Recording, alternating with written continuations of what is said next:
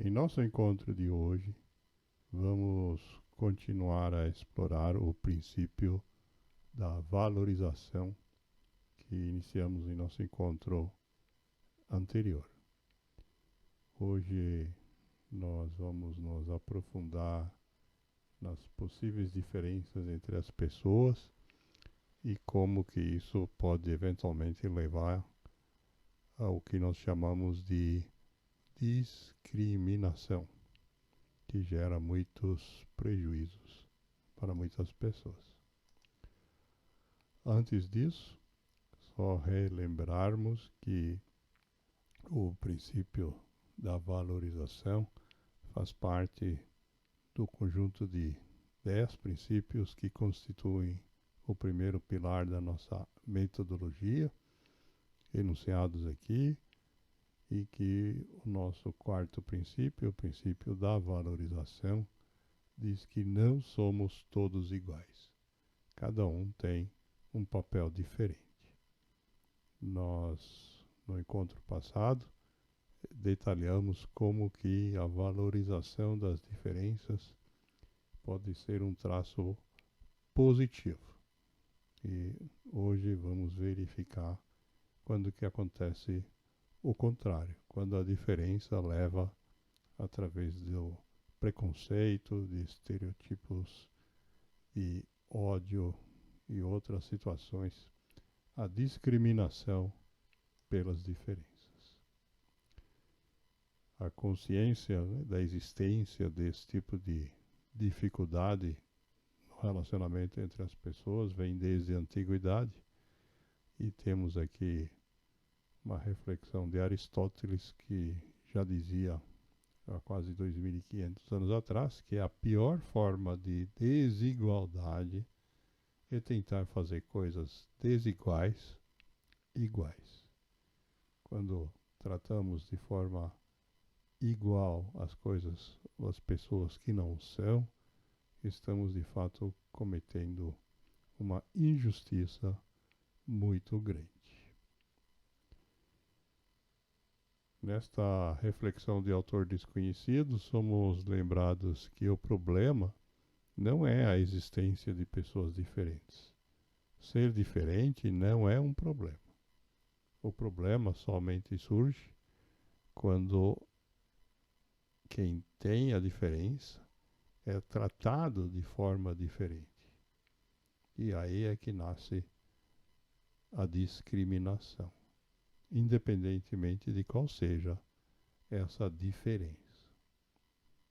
Nós vamos citar vários tipos de diferenças que levam à discriminação, mas antes disso vamos relembrar aqui uma reflexão da filósofa russa radicada nos Estados Unidos no século XX, que diz que a menor minoria da Terra é o indivíduo. A Ayn Rand faz referência à minoria, né, porque é comum que as pessoas que discriminam indivíduos se dizerem defensores das minorias, como forma de expor um traço positivo na sua personalidade ou de fazer uma publicidade mesmo. E ela nos lembra então que aqueles que negam os direitos individuais não podem alegar serem defensores das minorias, já que a menor minoria é uma pessoa. E quando isso é levado ao extremo, somos lembrados pelo dramaturgo George Bernard Shaw, conhecido por frases irônicas, mas que neste caso, infelizmente, é muito séria, de que a discriminação pode terminar no assassinato. Diz ele, o assassinato é uma forma extrema de censura. Quando um indivíduo mata a outro por opção, ele está, obviamente, impedindo, a partir da morte do outro, a sua capacidade de expressão de uma forma terrível, extrema, e que se manifesta então como forma extrema da discriminação. Para que isso não aconteça, somos lembrados pelo poeta conhecido pelo pseudônimo de Augusto Branco, um brasileiro contemporâneo, que respeitar as diferenças começa por aceitarmos que as pessoas pensem diferente de você. Toda vez que a gente se pegar no raciocínio dizendo que o pensamento do outro, que é diferente do nosso, tem algo de inaceitável, nós já estamos escorregando na direção desse problema da discriminação. Isso vale também na questão feminina. A ex-primeira-ministra de Israel, nascida na Ucrânia, Golda Meir, nos lembra nessa questão da relação entre homens e mulheres, dizendo que se as mulheres são melhores do que os homens, ela não sabe dizer. Mas posso dizer que certamente não são piores. O problema de equivalência entre homens e mulheres ainda não está resolvido, mesmo que nós já estejamos quase meio século à frente do falecimento dela.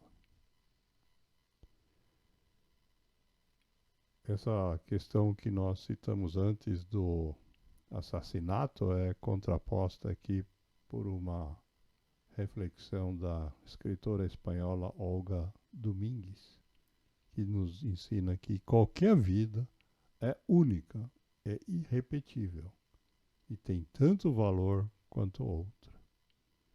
E ela diz mais: não é que cada um tem tanto valor quanto os demais. Ela diz ainda que se houvesse uma vida sem importância, então nenhuma seria importante. Porque se todas têm tanto valor quanto as outras, e você acha que a sua tem valor, as demais automaticamente também têm. Essa questão das diferenças como fonte de preconceito também se aplica muitas vezes às pessoas com deficiências.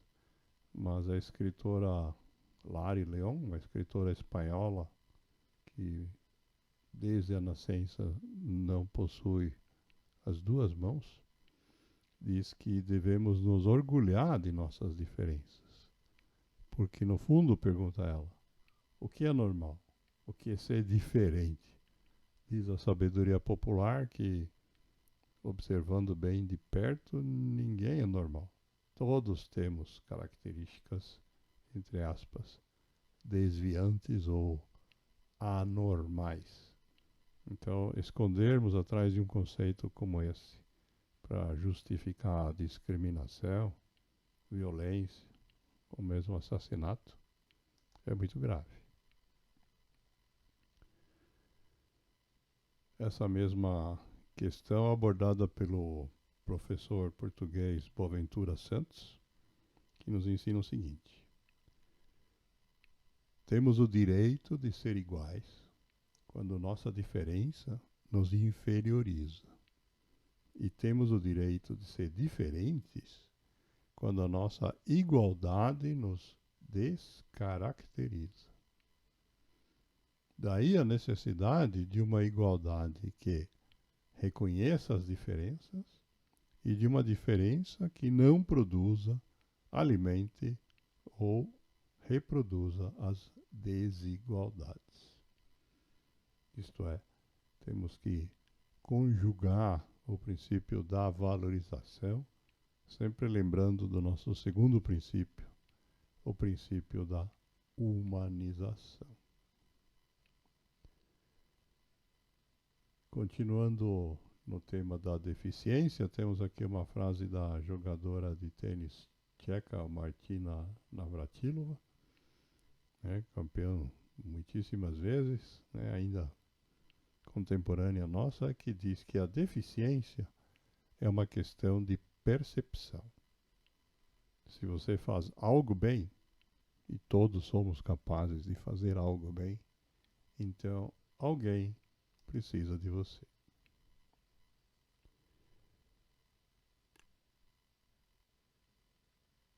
No outro lado, nós temos aqui uma reflexão da Greta Thunberg, ativista do clima, nascida na Suécia, onde ela confessa ser portadora do